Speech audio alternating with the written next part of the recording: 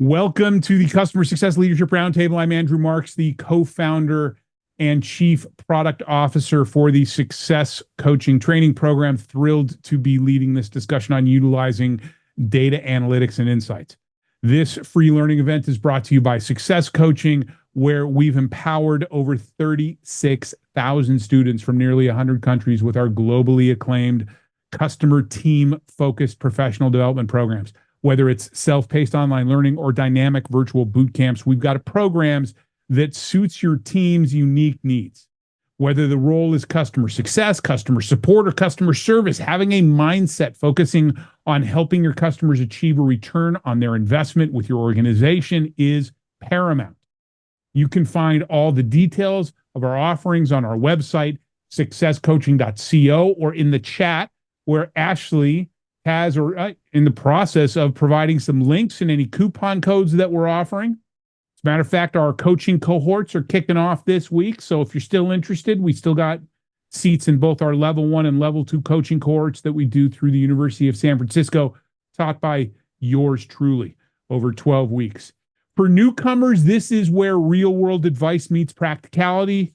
We invite industry experts to share their experiences, ensuring our discussions remain grounded in the everyday challenges of customer success. Regardless of the company that you work for, the scope of your role, or the size of the customers your teams deal with, we aim to pick topics that are going to be practical and useful to you. A few housekeeping items before we get going.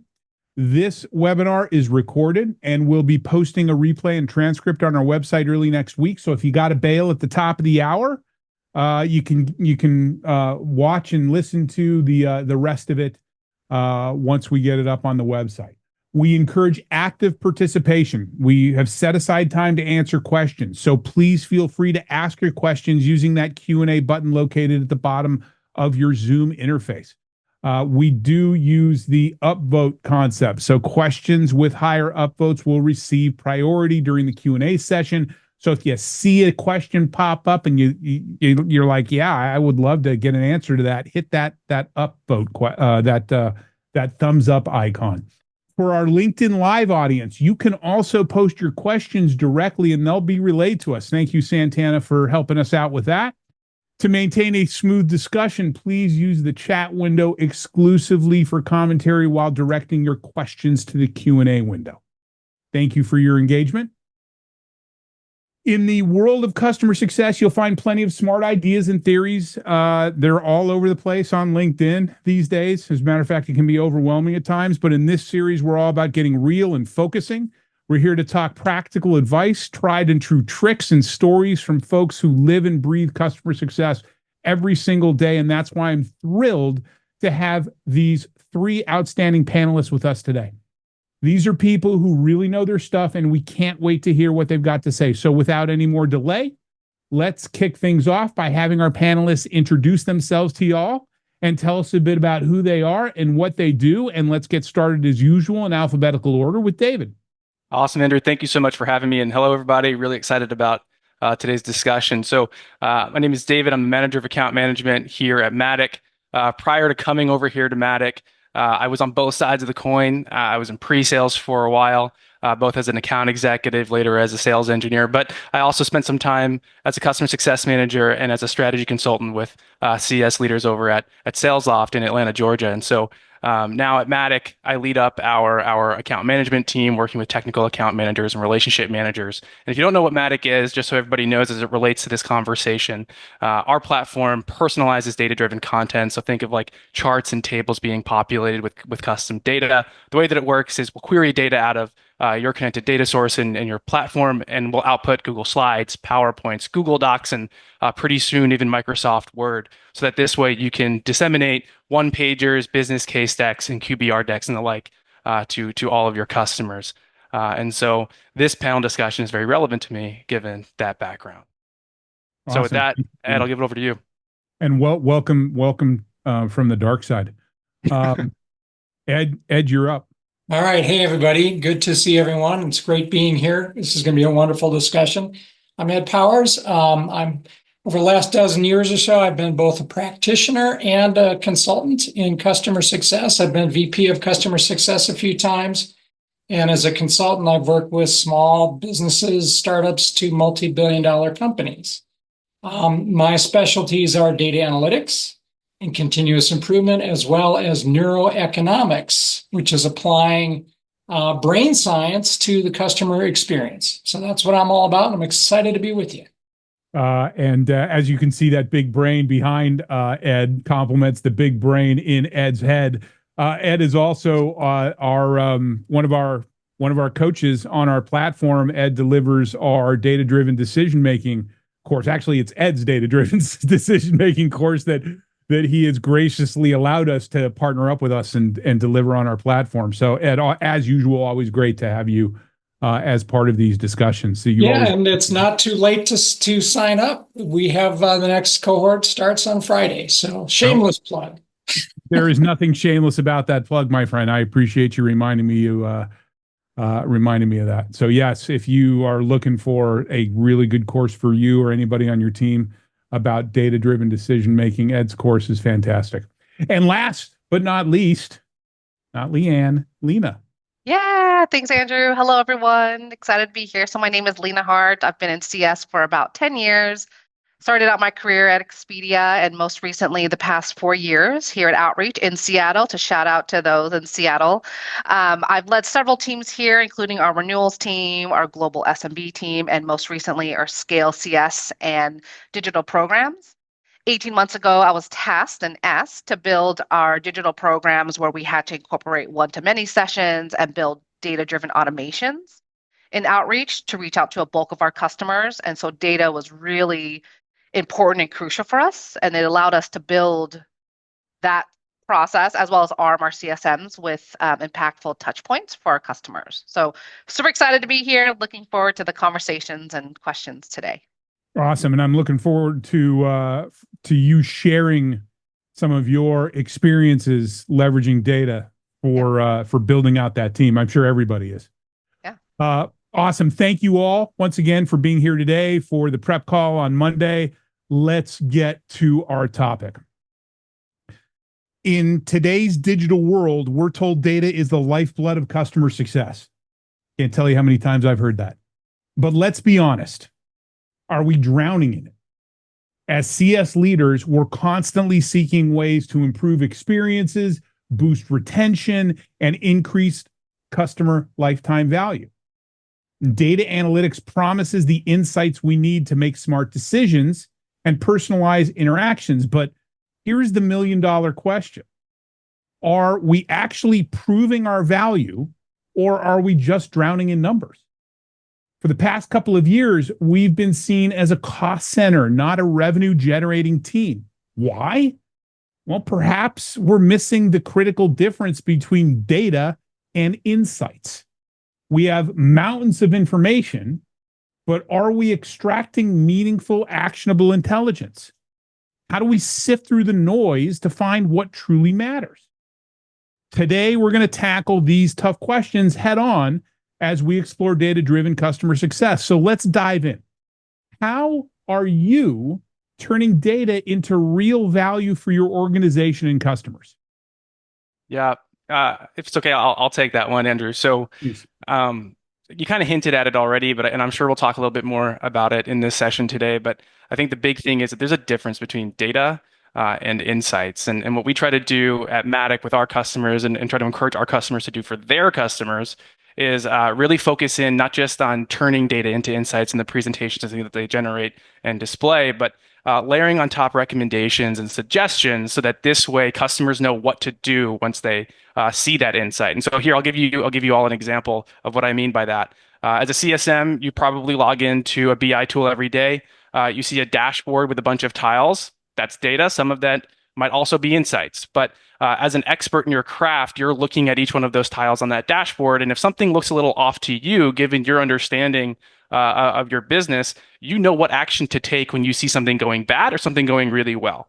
What we want to try to do is we want to take that behavior that you know, and we want to give that to the customer and empower them to be able to look at the same dashboard that you're looking at and without you make the same decision. Obviously, that seems a little bit threatening and controversial to a lot of other CSMs who are like, well, if I do that so well, why Why do you need me? You'll always be the thought leader. And if you're able to empower somebody to make that kind of decision, you're going to be able to be truly an advisor to them. And they'll keep coming back to you for more strategic questions rather than just like data related questions. And so the key point here is if you're able to make a recommendation, that's great out of insight, but you should use insights and data to allow your customer to be able to make their own recommendations on their own.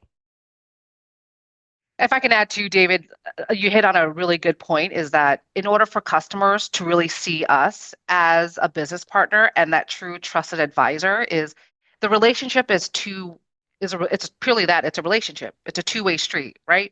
Yes, they're our customer, but it's also we have to get to know their business and we have to ask them, hey, what's going on in your business? Hey, we're noticing this. We read this. Tell me a little bit more about that. When customers see that you understand their business and you're noticing trends and getting ahead of that sooner than they even realize, like that is, I feel, the point where you can become that true advisor and they will start to see you as that business partner versus, okay, you're just someone I can come to for my technical questions and just help me pull this report for me. Like getting to that caliber and that level really sets the CSM apart from other vendors. Yeah, I think Leana makes a great point. I mean, that's it's all about context, right? I mean, that's the value add from customer success. Numbers are numbers, but they have meaning when you add context. And just like you said, it's you need to understand what specifically are they dealing with and why is this important now, right? That's the kind of thing that only CSMs can do. Yeah, just you don't want to barf a bunch of numbers at them, right? And because then you're just a tactical data jockey, right? You know, being able to, like you said, Leana and David, being able to put meaningful insights in front of them, not only gives them context, understanding, helps them think, but it sends the message, hey, I'm your partner, right? And moving to trusted advisor status is so incredibly important. Right. It's all about, everything's about building that relationship. Like I was talking about before we started, the importance of my that I put on my team to break bread with people as often as possible. Everything that you are doing, you want to be doing to build up that relationship. This is another way you leverage data. It's not just about the insights, but it's about, building that connection with your customer. Right, because they are going to recognize, hey, this person isn't just throwing stuff at and throwing data at me or even throwing insights. They understand my business. So I'm going to trust them and I'm going to look to them to provide me guidance because this is their tool. This is their offering. Okay. Next question. Let's take a step back. All right. These are some examples that you had in your organizations. But what do you think are some of the key data points that customer success teams should focus on to drive impactful decisions? Yeah, I'm going to grab that one because I love this question. And, what does impactful mean? Right, let's start with that. And you think about customer success, what are we trying to impact at the end of the day, right? We're trying to increase the likelihood, the probability that customers are going to renew their agreements and buy more. Right. That's our mission. Increase right? Customer lifetime value, right? That's what we're here for, right? Yeah. And at the end of the day, when our colleagues at our businesses look at customer success and they're trying to figure out the ROI, it's all about how well did we raise and how much did we raise that probability. We can't force customers to buy from us again. Just like salespeople can't force customers to buy in the first place, right? I mean, we're facilitating a decision. And so we're driving for that. How do we raise that likelihood because we're there, because we're adding value to this, right? And it's that increase, there's dollars with that. If we go from 30% to 45% likelihood because we're there, there's money in that, right? So the ROI is simply saying, well, what is that economic impact versus the cost of having this whole operation, right? So that's what we mean by impact. And how we get the impact, just like you said, Andrew, we have to make sure that customers get the value that they expected and if ideally even more of it, right? So I really love this question about impact because that's what the difference is. And what's key to that is that when we think about what we do in customer success, the question becomes, what of all the things that we're doing actually has impact, and how do we know? And that's what data and analytics buys you, right? We all do things because we believe that because we do these things, this will be the outcome. But as we all know, there's a big difference between beliefs and facts, right? We see that every day. We see people believe some really weird stuff. There's no evidence there. You can believe whatever you want, but the facts can be very different, right? So what data and analytics buys you is you get to make decisions in the world of facts, not in the world of beliefs and speculation and gut feel. And generally speaking, if you do that, you will make better decisions. Why? Because the world is complicated. And what's true in one case isn't necessarily true in all cases. So we have to explore that. We have to understand what's cause and effect here, and how do we know that? So I would say I love this question. What key data points should customer success team focus on to drive impactful decisions? The answer is it depends, and that's discovery, right? Because what's true in one case may not be true in another, and it's the nuances and the differences that really matter, and you have to discover those, right? I mean, you have the situation where, there's a ton of noise. You said that in the kickoff, Andrew, is that most of what we see is just random noise. There's a few things that really matter and a whole bunch of things that don't. And you have to really discover what are those critical few things. That's what we focus on and ignore the rest. And that's why people are feeling overwhelmed, because we're not doing that. I would add a great point to add, Ed. I would say for our team, what is in data that's impactful for our business, not just not talking about customers for a second, but looking at what activity is driving the most renewal and expansion opportunities, right? If you're in organizations that have CSQLs, if you have KPIs around meetings, what are the activity that is driving that? And then, so for example, if you have 8 meetings and these are the 2 save played, is that yielding an increase in adoption? Is that yielding a retention strategy? That will tell your organization if that action is something that is meaningful that your org should be spending your time on. If it's not, deprioritize, right? The more clarity you can provide your team on what actions, what activity leads to that expansion and renewal is going to be what the focus should be. And I think having that specific metric will help drive those conversations with your internal stakeholders. Yeah, that's a great point. It's a great point, Leana. I've worked with lots of different teams, lots of different companies, lots of different situations, and they've always led with and focused on purely the analytics of the customer. But I always push them to take a step back and not that those aren't important, but you also need to be focused on the analytics of your team, what your team is doing, right? Are the right people doing the right things in the right ways at the right times, whatever that means, right? And it's not just as a leader to help you figure out, are we doing all the right stuff and are we doing it in an efficient manner? But also back to my opening, what are the ways in which I can prove to my peers and my boss that we are adding value, that these motions that we are doing, like you said, like you pointed out, lead to more renewals, more expansion, more upsell. And I've always believed that a customer success leader needs to have access to, if not their own, a data scientist or somebody who can just sit there and take your data, even if it's in a freaking spreadsheet, and build some pivot tables and just start looking for patterns. For sure. I think building off all of this is Ed, when you mentioned, hey, in order for us to figure out what metrics to track, you need to do discovery because every customer is different.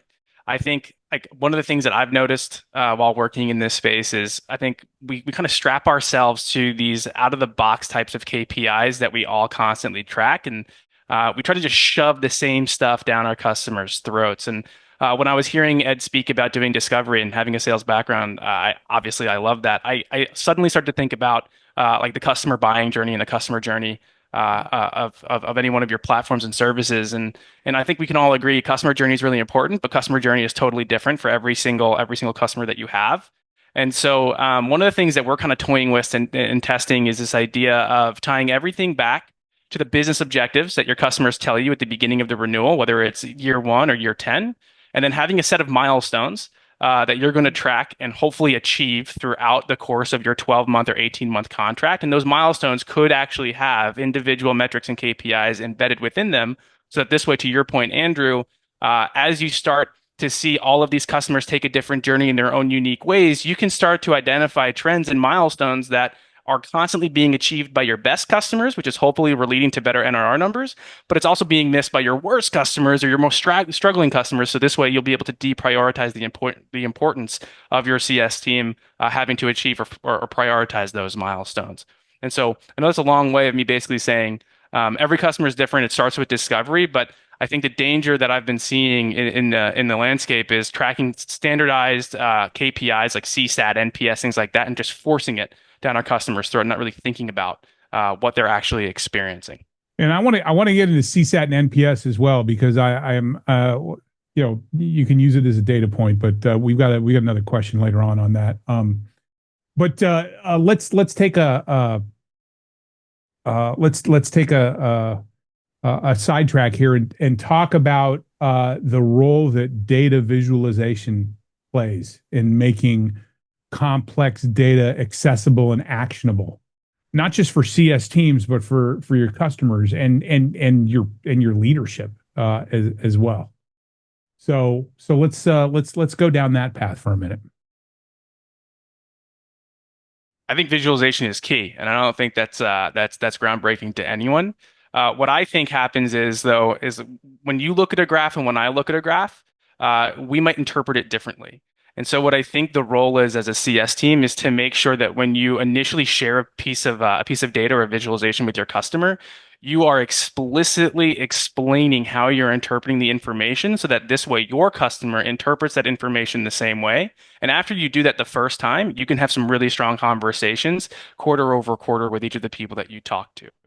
Well, I mean, you don't assume that they're going to interpret it the same way. I think it's important, though, I agree with you that you can't just throw a visualization at them and say, here's what this says.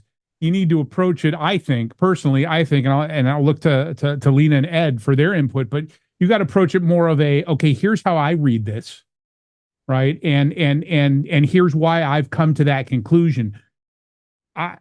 And that way, because you want to lead them like a good consultant, you want to kind of lead them down the path, but not just say, here's the answer, right? I mean, Ed, you're the freaking expert in this. You teach this stuff. What do you think? Well, I think data visualization is very important because people understand pictures, right? So if we can show a picture, it's better than just looking at reams and numbers, right? So that helps a lot. But I think one of the challenges here is that data visualization is only the first step. You won't get insights just by putting up a graph, right?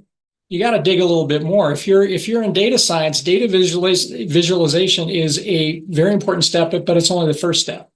Then we start to ask questions about what are we really seeing here? And what are these connections? Does this relate to that, right?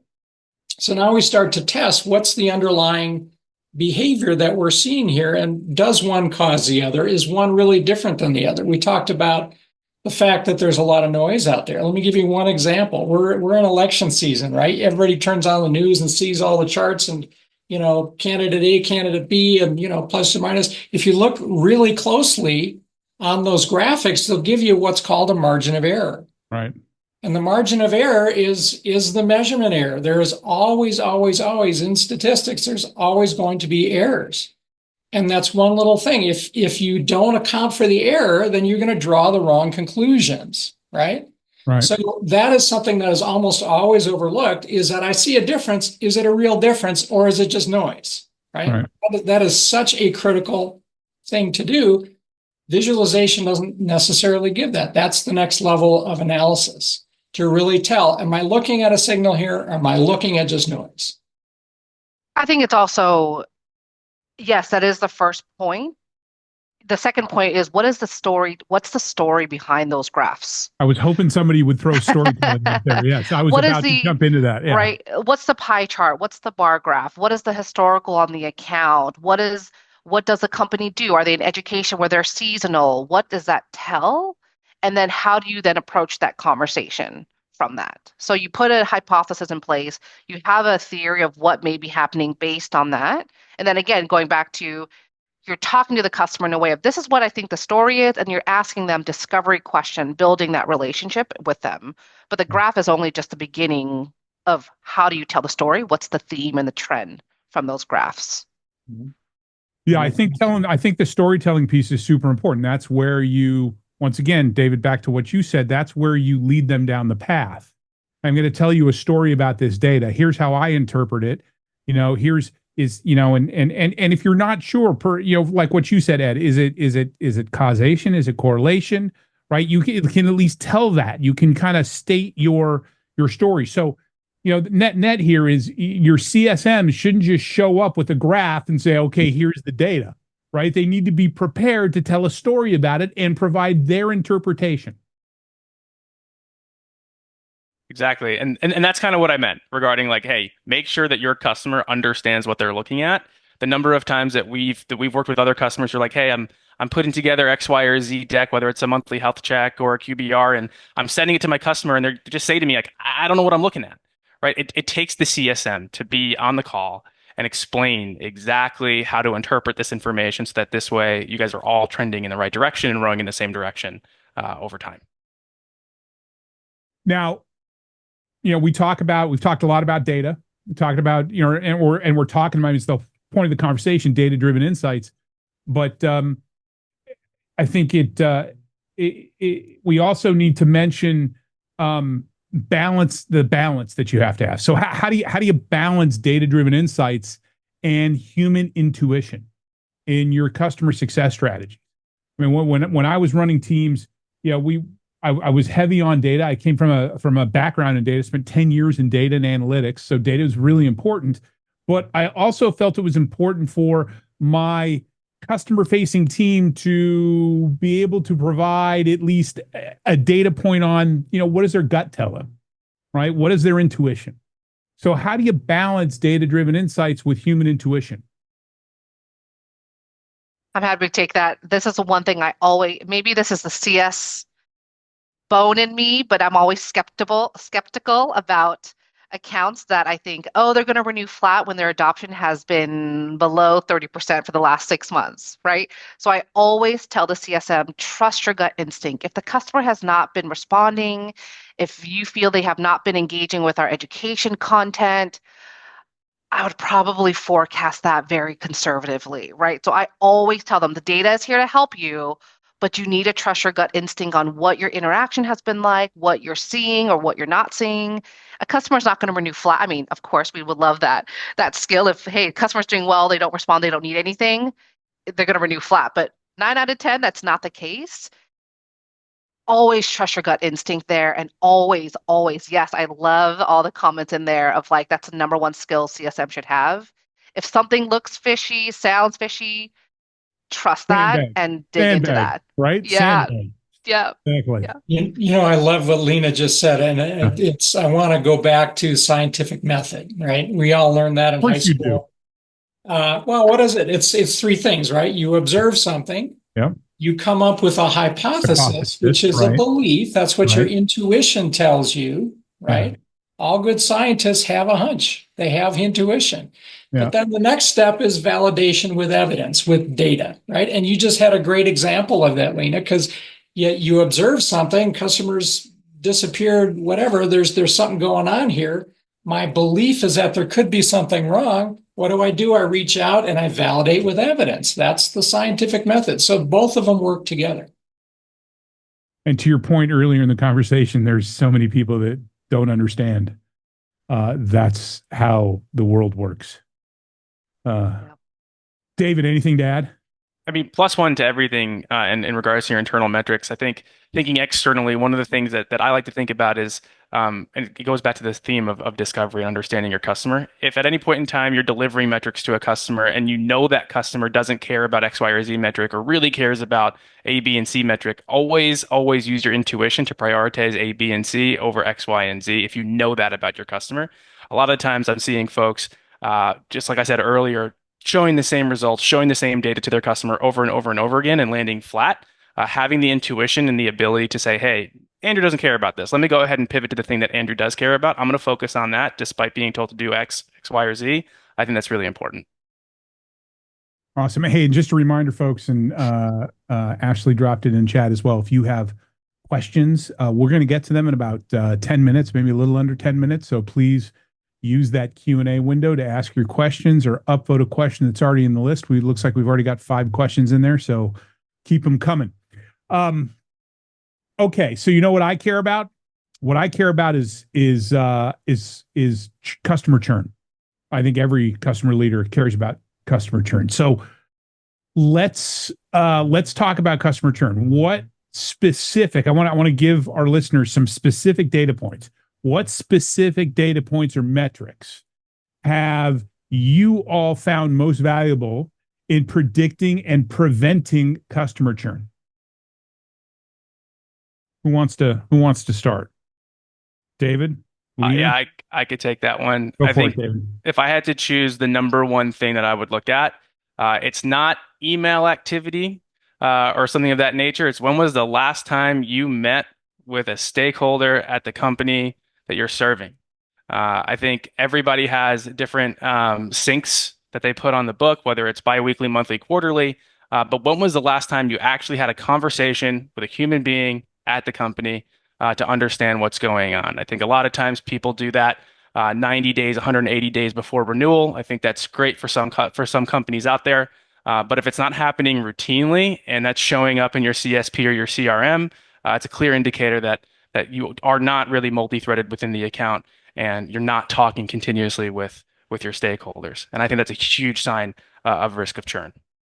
Leana, have you got one? Yeah, I'll add to that. So David, yes. So we here at Outreach, we track, so you mentioned earlier the milestones of a customer journey. I think that is huge. I highly recommend, if you do not already have your customer journey mapped out, map that out. Your CSM should know within a 12-month contract, for example, there should be 6 core milestones. If we are not talking live with our customers on these 6 milestones, that's an indicator of churn. The second piece for us, the way we look at adoption, is not just how many licenses have they allocated to an actual user, but how are they using it? They may have everyone assigned a seat, but if their engagement level of those seats is 20%, that's a problem, right? And that's how you would attack those. So I think it's engaging with us as a CSM and as an org. And the second piece is not just their allocation rate, but how are they using it? And that could be a couple of ways, however you all measure adoption and engagement. Like, those are indicators of churn for us. Yeah, I love both of those. I have one, and then I know Ed wants to go. I used to look at the customer onboarding, right? Whether that's, I'd look at time to value, but just the customer onboarding experience. I think somebody dropped, Marcelo said platform adoption during onboarding stage in chat. Incredibly important indicator. After working with hundreds, if not thousands, of customer success teams over the years, when we would come in, when we used to do a lot more consulting work, and they had a churn problem, one of the first things we looked at were the handoff from sales to post sales and the onboarding. So that initial block right there, because it's those experiences by the customer that can predict quite accurately that the customer is going to churn. If they have a bad handoff, if they have a shitty onboarding experience, more times than not, significantly more times than not, like 80% of the time, you're either going to see a churn at the end of the term, or you're going to spend a whole bunch of extra cycles and effort and time and money getting that customer back on track, and you still have that churn risk. Yeah, I think these are wonderful examples from personal experience, and I think a lot of great points here. What I would like to do is just kind of go back to the "it depends" answer, and I want to tell a story. because this is really insightful. I was working with a client year and a half ago or so, and he believed, and I believed, that there was a connection between fast time to value and customer retention. That's what we believed. But after actually going through and analyzing the data, what we found was really interesting. So yes, if people got to that value as was defined by my client and their customers, that was highly predictive of whether or not they were going to renew, the fact that they got that value. However, the time it took to get there made absolutely no difference. No difference at all. Interesting. And that was surprising when you stop to think about it. In their case, it made a lot of sense. They had a combination of a subscription and a consumption model. So they took a cut of the revenue that their customers would get selling their product on their platform. But they also charged this subscription. It was a nominal value. It was not very expensive. And the manager I was working with was planning this massive, customer marketing campaign to try to drive them to go faster, right? Believing that would solve a churn problem. Well, as it turns out, customers, because the subscription amount wasn't very much, they didn't really care about that. They knew that they would start spending money once they were marketing the product. They knew that their partner would get a cut of that, right? So had they gone down that path, their customers would have been dissatisfied. They would have said, get out of my face here. We're doing this on our clock. Get out of here, right? So what I would say is you still have to do your own work. You can't just copy and paste what you're hearing from any of us or what you read on LinkedIn from anybody else. Great, gives you good ideas. You still got to do your own work. Why? Because every company, every market segment, every product is a little bit different. And those nuances, those differences make all the difference. 100%. 100%. I want to skip our CSAT and NPS question and actually jump to the last one before we start answering questions from the audience. Unless you all were looking forward to me mentioning CSAT and NPS. It's all good. Yeah, you're good. Because I think this is important based on our prep call. Right? Everybody talks about ROI, right? But is that the most important decision point? Right? How do we prove value to a customer, especially when that value could be different for every single individual in the decision-making process? I mean, we need to make sure, and this is a critical piece of the puzzle about getting that renewal, getting that expansion. It's not just about delivering what you promised. It's making sure the people who are making the decisions on whether they're going to keep doing business with you understand that value has been delivered, right? So how do you prove that value when you have a plethora of people from individual contributors all the way up to that are using it on a daily basis, all the way up to senior executives that may not even touch the thing? How do you prove that value? I can start off. And I think someone said it in the chat, I'm very, very passionate about you have to have a partnership plan with your customer. Every customer, every person is going to care about different things. And when you have recurring calls, when you have syncs with your customer, you need to anchor around a plan. And that's a documented plan somewhere, a Google Sheet, whatever What, like tool a success plan? Yeah, like a success plan of saying, here are things that I heard that is important to you. Is this correct? What is the team measured on today? What are you hoping? I'm saying outreach. What can outreach help with today?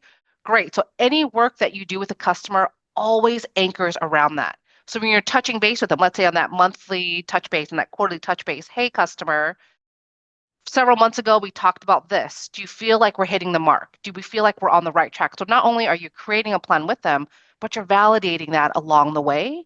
And if they say we're not on track, they're frustrated, that's a great opportunity to course correct. Because if you wait until 90 days to try to save the customer, guess what? That opportunity has come and gone. It is right? It's down the road. Yeah. Exactly. So course correcting throughout the customer journey, anchoring around a documented plan, And then when you go, let's say, into that EBR session and you meet with those executives or whoever is in attendance, you can say, hey, customer, in the past 8 months, you have told us you purchased our tool for this.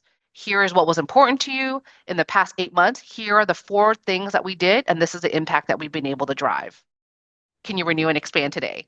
That makes the conversation easier when you're able to talk in their language and read back to them what they had said to you early on of what was important. And when you have new stakeholders that come in, revalidate, hey, this is what I heard from your predecessor. Is this still top of mind for you? If not, all right, let's pivot. What does that look like for you? The success plans are an incredibly powerful artifact for in your bag of tricks. Actually, Ashley, could you do me a favor and look in our blog and find that article that we posted a couple of years back about our success plan stuff and throw it out there. It's in front of the paywall. I would definitely invite you, if you could throw the link up there, and invite you to review that. But success plans are incredibly powerful. And to your point, Leana, it's not just something that you do at the kickoff call. It is a tool that you use throughout your relationship with your customer, every single business review. And you know what I like, what I love hearing is when customer success managers have a new leader that comes in and they share the history of the success plan, because they've kept the revisions. They say, here's where we started. Here's where we're at now. Look at everything that we've accomplished. Exactly. That's why earlier when you asked, like, what's a key indicator for churn? And I mentioned, when was the last time you spoke to the customer? That's what I mean, right? And if you could sprinkle on contact roles, hey, I'm multi-threaded in the account. I have this type of user, this type of decision maker, and this other type of person I've spoken to like 3-4 times in the last 2 or 3 months. And I know what each one of those personas care about.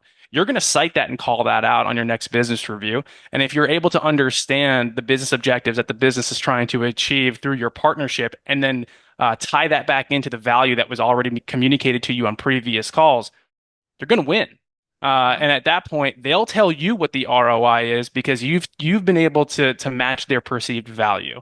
And so, +1 to everything, Leana, you just mentioned, and the importance of being able to be proactive with your customers.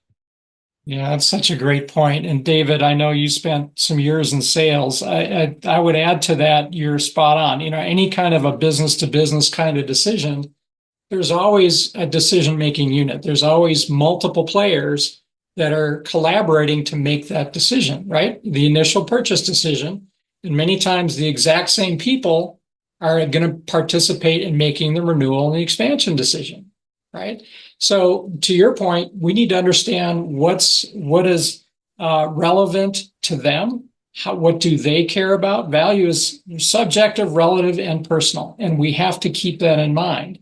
So this perception of value is absolutely key. And I would also add that, you know, people don't make decisions based upon numbers. This whole webinar is about numbers and analytics, but that's not how people decide anything, right? They use numbers to justify decisions that they've already made. What they really care about is, what did this do for me? How did this make my life better? If I'm a What's user, in it for me? The with them, right? What's exactly. And how did this make my life better? It saved me time. It took stress out of my life. That middle manager, look at my metrics. They look amazing right now. Senior executive, this helped me in my business strategy. I got to market faster. I reduced my business risk. Everybody perceives that value a little bit differently. And what's interesting is that what we really perceive as humans is contrasts, right? It's the before and after, the A versus the B. That's what we get.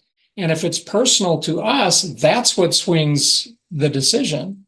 The numbers are just the icing on the cake. 100%. Awesome. Hey, how about we take some questions from our audience here? So once again, folks, if you have a question, please use the Q&A. If you see a question there that you definitely want to hear an answer to, use that thumbs up button. And just a reminder, before people start bailing at the top of the hour, first of all, we go until 1:15. So we'll keep going as long as we have questions. And number 2, if you are in the Bay Area or SaaStr this week and are going to the Chief Customer Officer Summit, I will be there tomorrow. Come up and introduce yourself. Would love meeting the community in person whenever I can. All right, so let's see. And also to my esteemed panelists, if you see something in that list that you want to jump in on right out of the gate, let me know. Let's see. Our first question, it looks like, is coming from. Am I saying this right? Is it Jorge or is it George? Hopefully, I didn't butcher your name. But thank you for joining us and thank you for your question. How do you make customers to be more responsive? I've tried sending emails with product utilization reports and insightful data, but most customers do not normally respond back. Anybody have a suggestion? I can jump in on that one. And Jorge, I'm going to ask a question to you, but I'm asking it to the entire audience. When you're sending that information, are you sending just the information in itself in an email, or are you asking a question or have a clear call to action when you share it with your customers? If you're not asking a thought-provoking question that can solve a problem that you think they may have, or you're not providing a recommendation in addition to the insights that you're providing, your customer is not going to know what to do next. And so they're going to read the information, absorb it, and then move on with their day. So if you're looking for more responses, if you're looking for more engagement, make sure that you isolate that call to action at the end, make it thought-provoking. And if you don't have a question to ask your customer, provide them with a suggestion or a recommended next best action based on your understanding of your product and what you want to see out of them. That's one of the pieces of advice that I would give. But Ed and Leana, I don't know if you feel differently. Yeah, no, I agree. I think there's two things that for us, or I find that is helpful when for customers to respond. One, what are you saving them? Are you helping to save them time and money? And the second thing, are you bringing things up to them that is helpful into preventing something down the road? So for example, so here at Outreach, those of you that don't know, we are a sales execution platform helping you create and close pipeline. We found that a lot of customers who leverage us for voice, they get billed monthly. They were then getting concerned of, well, I'm being overcharged, and they didn't know they'd have to look at their voice invoice every month, and they can go in and delete and audit their voice. So we literally reached out to them saying, hey, subject line, you're overpaying $150 a month. And that elicited a response from them. Oh my gosh, tell me more. How can I save $150 a month? We tell them, hey, you get your invoice. We noticed you're on this plan. You can audit your numbers, change your plan. And that was a win. And that opened up the conversation. The second part is we know, so we sync with CRMs, whether that's Dynamics or Salesforce. A big pain point that we found for customers is that they get a lot of errors. So we get ahead of that and we let them know, hey, customer, we've noticed you have X thousand number of errors. We did an audit. We want to help you eliminate those errors. Call us. And it's oh, wow, thanks for letting us know. Because oftentimes customer gets frustrated and pissed and they say, I wish someone at your organization would have told me sooner. I wish someone in your organization would have called and told me that and not wait until I brought it up. So getting ahead and proactive, it's valuable to them because you're helping them save money or save a problem. But that's it right there. It's proactive. I'm helping you, right? I'm reaching out to you and I'm telling you what's in it for you, right? Or David, like you said, your thought-provoking question. And by the way, a thought-provoking question isn't a closed-ended question. It needs to be an open-ended question, right? Not, hey, would you like to save money on this? It's, hey, here's something, if you had something like this, how valuable, how would you implement it? How valuable would it be for your team? Whatever it is. Yeah, Andrew, just real quick. Oh, sorry, David. I'm sorry about that.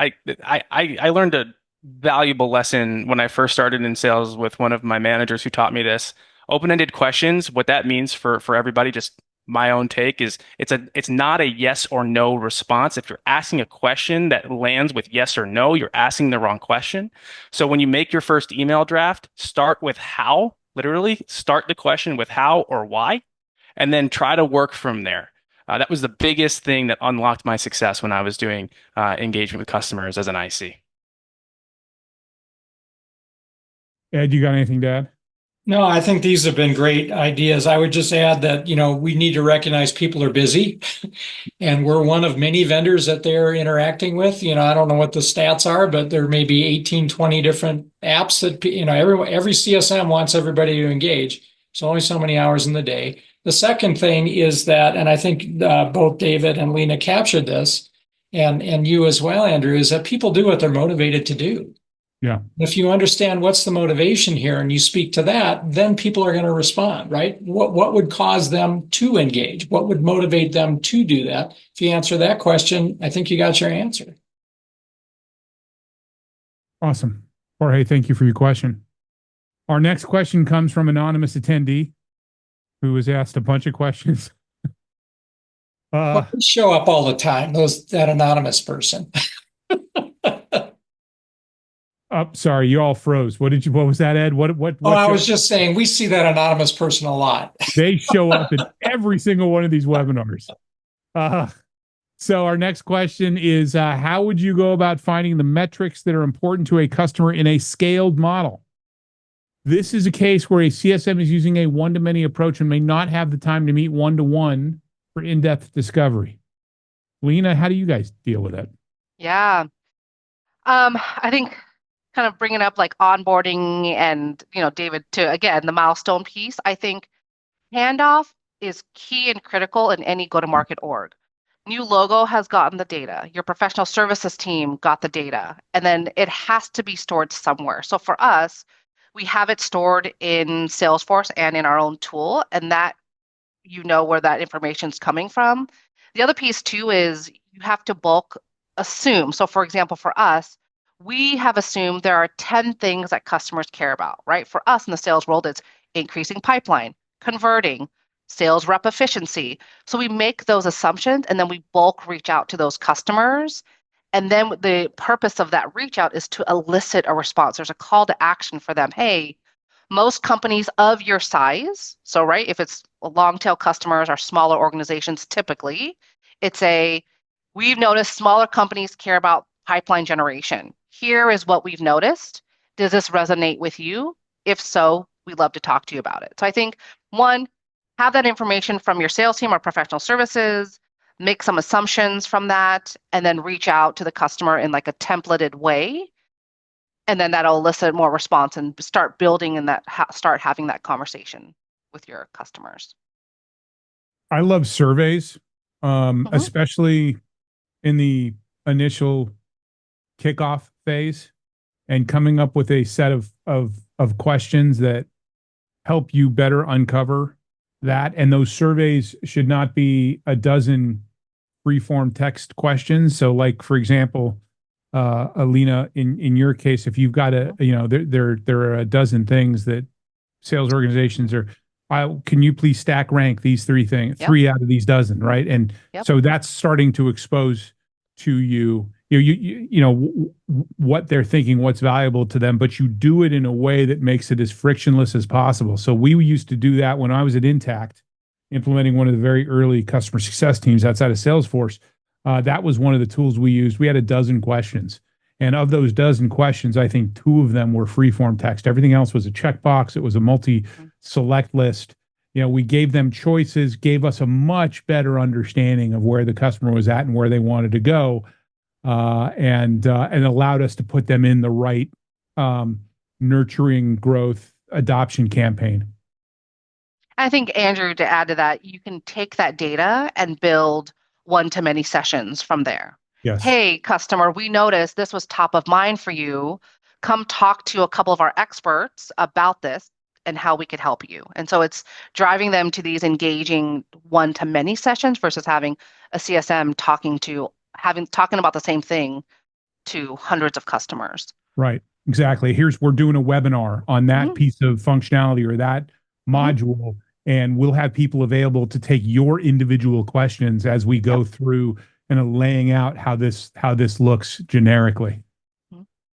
David, Ed, anything to add to anonymous attendees' answer?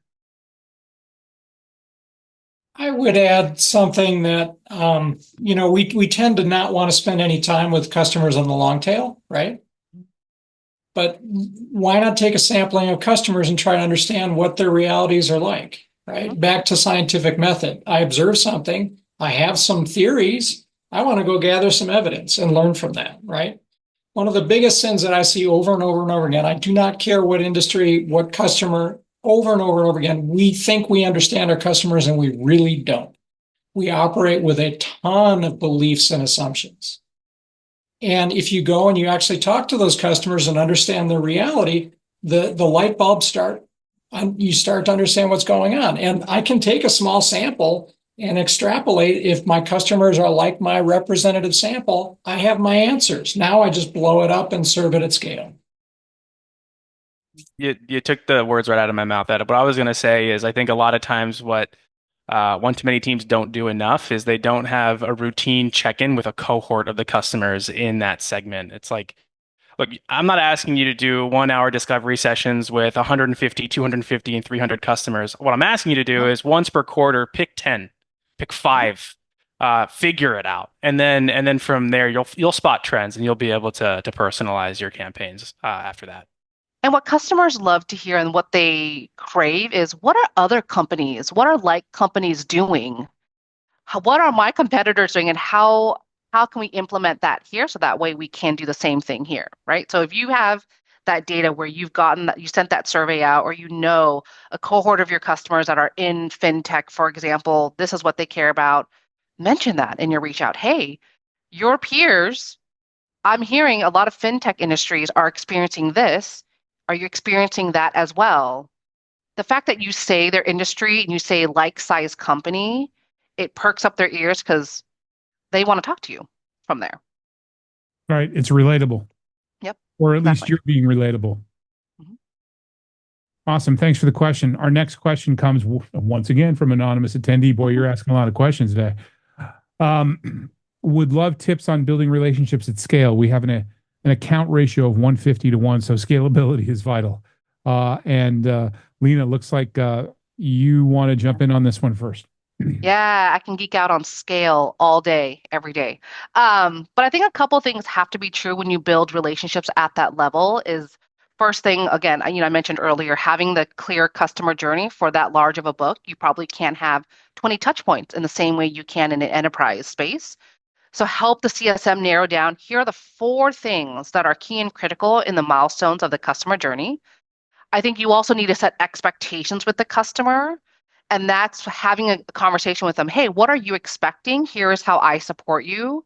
Because if one of your customer feels like they want to have weekly calls, but one customer feels like they'll reach out whenever they need something. So I think understanding customer expectations and you telling them what we can realistically do is important. I think the last thing is also having a self-service resource guide or center and educating the customer on how to leverage that, right? Let them know, hey, yes, I'm your CSM, but guess what? We have an amazing university. We have our support team. We have checklists. We have knowledge-based articles, whatever it may be for your org. Direct them in that direction to let them know, and you kind of, teaching them to fish theory and model. I think that helps build that relationship because I think ultimately customers who are smaller, they know that they're not the enterprise, the Amazons and Microsoft of the world. They know that. And so just arm them with that resource. Ed, David, anything to add? Yeah, I would say 150 to 1. That's that. If you're trying to serve that with one person, that's a losing proposition. I would be looking at how do we tier this out? How do we look at the economics? Yeah. Because Pareto's principle applies here. There's a certain set of accounts that you're dealing with where investment of human resources and that time and attention and love and care that we give those customers pays off handsomely, and you get a much bigger, you want to protect that revenue and you can grow that. On the long tail, if you're way out there and you're trying to serve that up manually, you're losing, you're underwater. So I would say, let's look at the structure of that. I do this with clients is to figure out what makes sense here and plan your engagement. That's one thing. The second thing I would add is that human behavior is remarkably predictable. And I really like what Leana had said about that, is to understand that journey. And if we have a good model for that, we can predict what's going to happen, and the data will tell us that. And we can assign at scale the right kinds of treatments in a very cost-effective way that's also very effective, that helps us make an impact. Yeah, segmentation. I mean, even if you've got a scale book of business, I think it's still important that you segment, right? So what are your, I want to look at my top 10% or 20%. So I want to look at my top 15 or 30 people.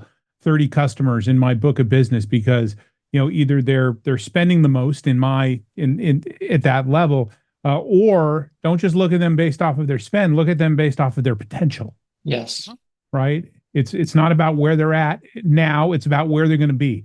And that's probably more important than where they're at now, because those are the people that you want to spend a little more time on, that you want to make those connections with, that you want to add a little manual kind of love and nurturing on, because they're gonna have the biggest impact on potentially on increasing the size of your book of business, which I'm sure every customer success leader wants to see.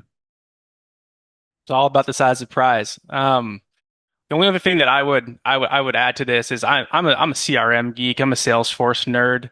And if you don't have a way to segment this out, like it's been recommended here, and the 150-to-1 ratio has to stay intact, my recommendation is this: go make a best friend in marketing and give these folks 1,000,001 ways to engage with your brand. And however they're engaging, feed that back into your CRM so that this way you could run reports and dashboards at the contact level, the account level, and you could start spotting trends of really engaged people whom you may not know and you maybe never spoken to.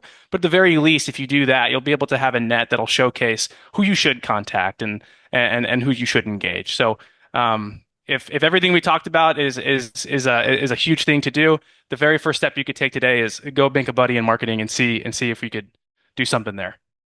Life cycle marketing, key critical to managing a large book, in my opinion. 100%. Awesome. Thank you. Thanks for the question there. Leana, can you hit the done button so that gets moved? Yeah. Yep. All right. We've gone through three questions. All right, let's go.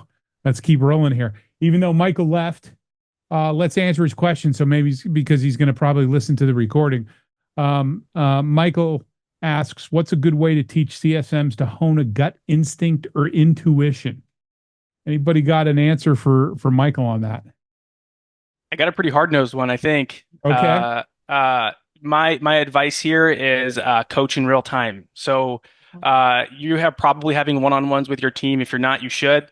You're probably going through a list of their accounts and portfolio with them, and you probably have your own intuition of how you think certain accounts are trending, and you're probably talking about them in your one-on-ones. And so with that, I hope that you're probably coaching your CSM to take certain actions, and if they're reluctant to do so, that's okay. But if the outcome is not what you would expect because that CSM didn't take the action that your gut was telling you to take, and something happened negatively, that's the time that you showcase what could have been different if a different action was taken. And it gives the CSM the ability to understand, okay, the next time this happens, I have confidence to take this other action. I know what to expect now because this outcome happened last time. And I think it just takes repetition like that in order to cultivate that really strong gut. But I think it's important that you present that in the right way. I mean, you need to, sure. you do with our customers, you need to tell a story. This is what you should have done, and here's why. And I'm gonna lead you down the path of what my thinking was, right? Because that's really part of the coaching. For sure. I want to be very clear. Don't be tyrannical. Don't be one of those people that people look back on and they're like, man, I hated working with that guy. That guy was a jerk. Yeah, be thoughtful about it. But I think coaching in real time in the right way, I think that's the best way to cultivate and create gut instinct. And it looks like you had something. I think David nailed that. I think that's spot on. Intuition really comes with experience, right? You've seen it enough times, you start to expect what's going to happen. You're actually training your brain that way. And to be patient, right? This is going to take time until you start to recognize that it seems a little out of place. The other thing I would say is that the most important question that very, very few people ask, but everybody must ask, is why? Why is this happening? Why is where you find insights? Why is where you start to learn? If you're only focused on the what and the when and the who and the where and the how, you're missing where the breakthroughs are, and you're missing where the real rich understanding comes from. 5 whys is probably one of your most powerful tools in your toolkit in customer success. Actually, even in sales too, right? In anything customer facing. Help me understand why this is important. Okay. Thanks, Michael. Leana, did you have anything to add, or are you just +1? +1. +1. Awesome. All right, we're rolling, and we've got about 8 more minutes left. So let's get through as many of these as we can. Kat, thanks for joining us. I think I saw Kat's still with us. It looks like. Kat asks, "What tech stack, data tool / resource do you fight for first?" Oof, I feel like that's a loaded question.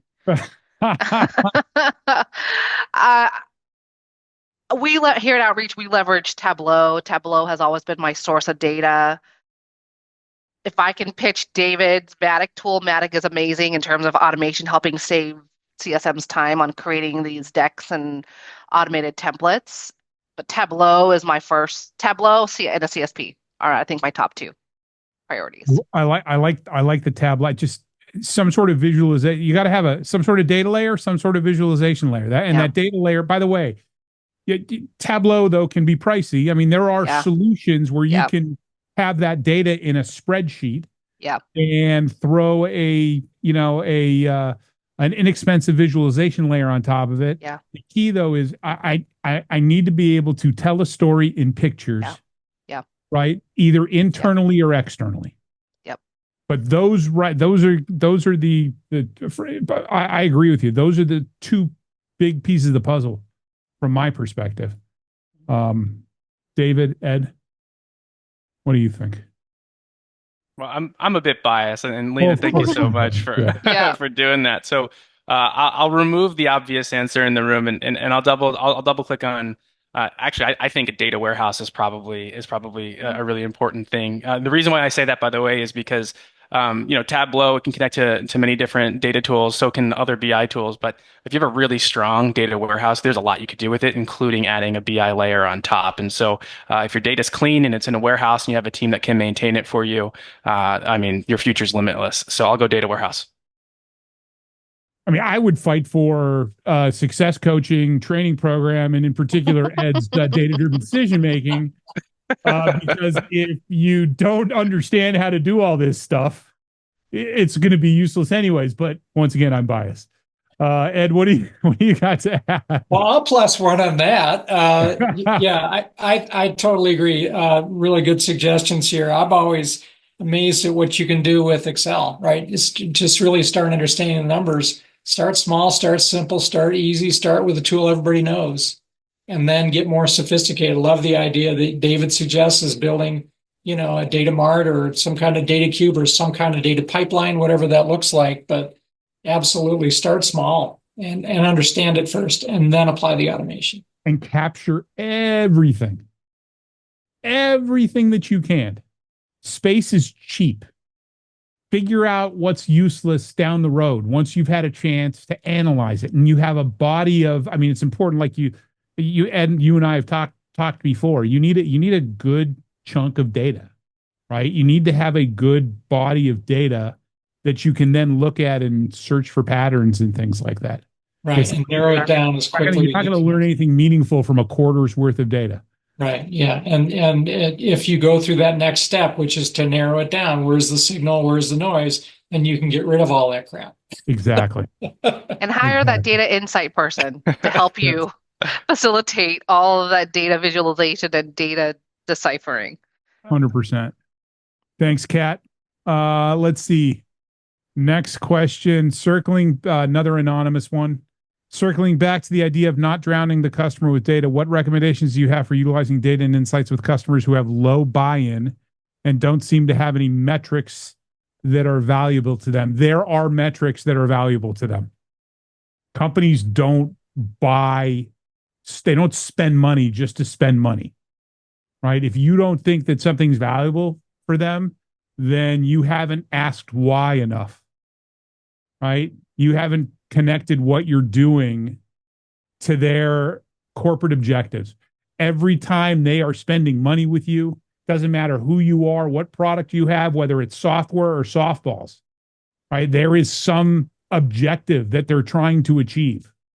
And that's part of your job in customer success, is to make the connection between what you're doing, which may have come from somebody down the stakeholder ladder, and seems like a very tactical activity, nobody gave them authorization to spend the money unless they felt that there was some sort of connection to some overarching corporate objective. Yeah, if I can build upon that, something I learned early on with my sales background is as follows. One, when email doesn't work, pick up the phone. If you pick up the phone and you get on the phone and you're talking to somebody, think of it this way. There's three layers of pain. There's business level pain. What's the business going through? What can we solve? There's surface level pain, which is what is your organization or your department experiencing that needs to be solved. But what you really want to get at is the third level, which is personal pain. And that's when you're able to say, hey, Andrew, what happens to you if we don't make this decision?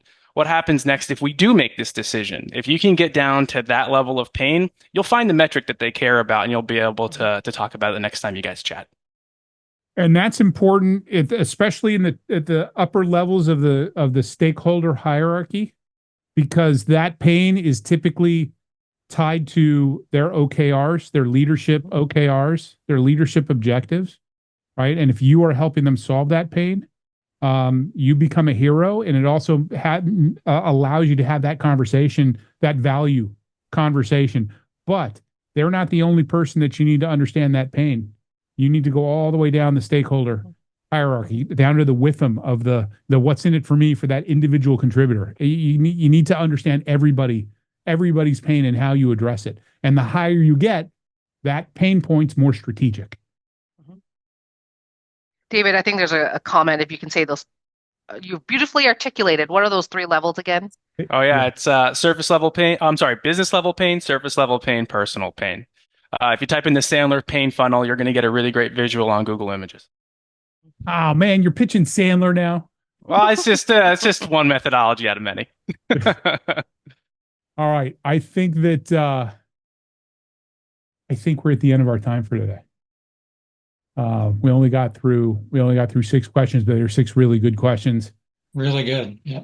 Yeah. So I'm sorry, anonymous attendee, about success plans and getting on board. I think we'll likely have an upcoming session on success plans. I know we have one, I believe earlier on this year. So check out the recording on our YouTube channel on our website. But that's a whole webinar. So we're not going to go down that path. But yeah, we're at the end of our time for today. I think it was a great conversation, but it's not what I think. It's what all of you think. So please let us know by posting your feedback on LinkedIn and tagging either myself, our guests, or Success Hacker or Success Coaching. I want to thank our guests for spending the time with us and for the ideas, thoughts, insights, and best practices that you shared. Thank you very much. One final note, great CS leaders know that they don't have all the answers, but they know where to get them. That's why we created the CS Leadership Roundtable, to harness the knowledge and experience of the community to help improve everyone. Once again, we hope to see you next month on October 9th, when we'll discuss managing customer feedback. Until then, make sure to make space for yourself and your mindset every single day, and have a great rest of your week and month. See you next time, or tomorrow at SaaStr if you're around. Come up and introduce yourself to me. Thanks, everybody.